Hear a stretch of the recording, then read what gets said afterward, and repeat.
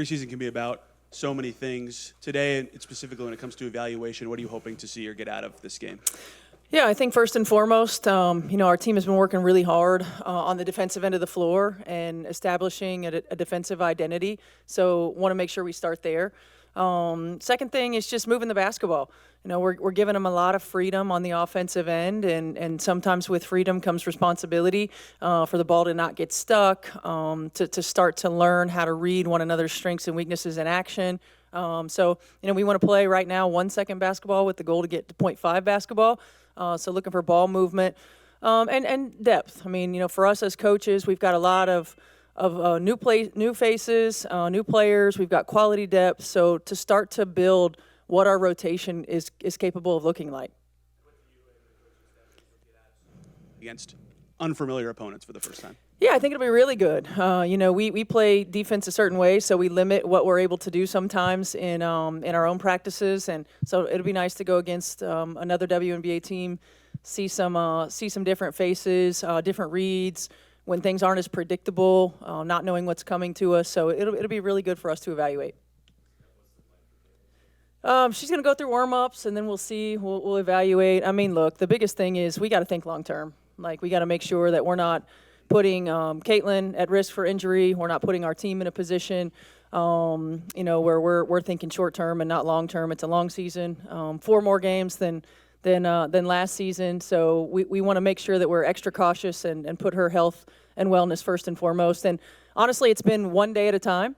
How she's reacted to treatment, how she's reacted to workouts. So positive progress is being made, but we can't be short-sighted. I know this was you weren't here last year, obviously, but it was a really young team that you guys brought a lot of veterans. You mentioned the new faces into. How much has that kind of changed what the expectations are for this team?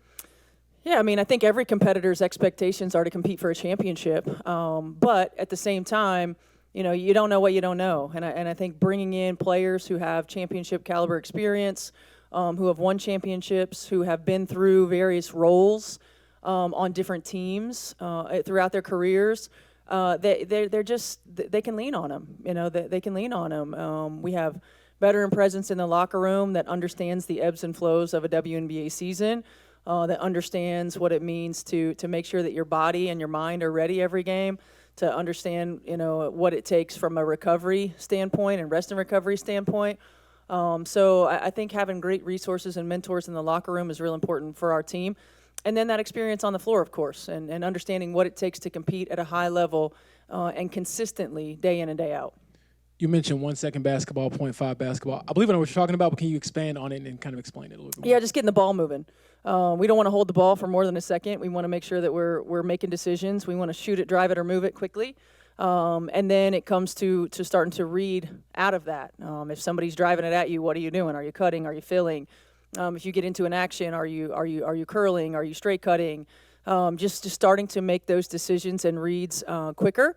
Learning one another's natural instincts and what kind of positions we want to put them in.